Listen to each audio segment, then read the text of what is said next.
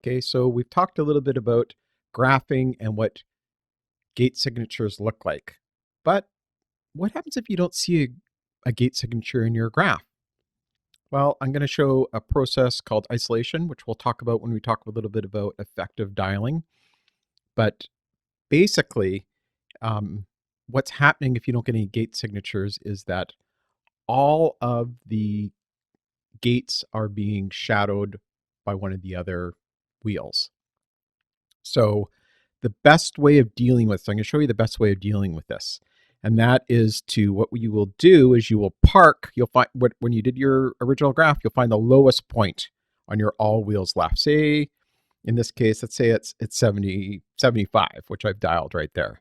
So you park the wheels at 75. You're going to go pick up wheel 3. You're going to place it at 0. There we go.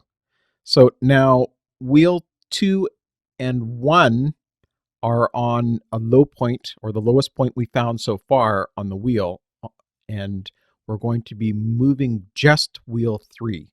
So we would basically just do our contact points here at 0, and then we're going to actually spin it backwards. We're going to go to 98 now. It's just easier to do it this way. We're going backwards, and I'll talk about what to do because we're going backwards on the wheel.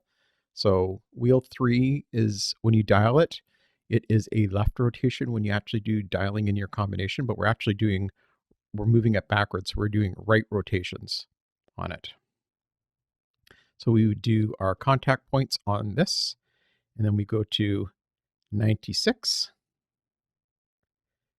and we go back and do our contact points on this, and then we go to 94 and do our contact points on this, etc. And in this case, we should get a gate signature. Wheel 3 tends to always indicate first, so it's highly likely that we'll get a gate signature.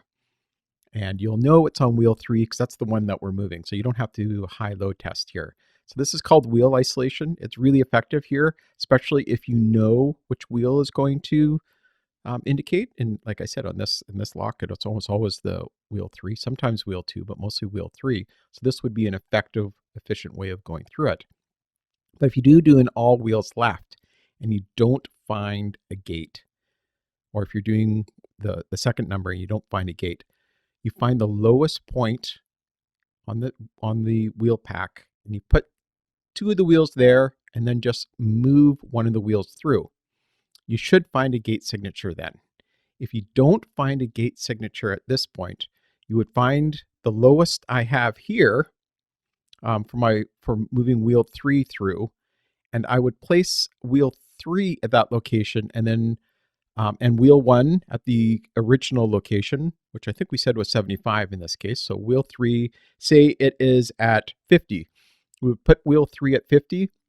We put wheel 1 at 75, which is the lowest points we know of, and then we just move wheel 2 through. And when we talk about effective dialing, I'll talk a little bit more about how to do that.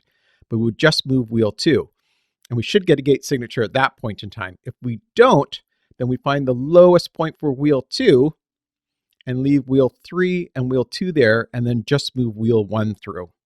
And we just keep trying to find the lower and lower points and keep going through and just moving one wheel. And that's basically what you do if you don't find a gate signature, is you isolate. So let's just go through what the isolation is again. Say we do an all wheels left, and we find the lowest point in that, which isn't a gate or a gate signature, but it's the lowest point we happen to find.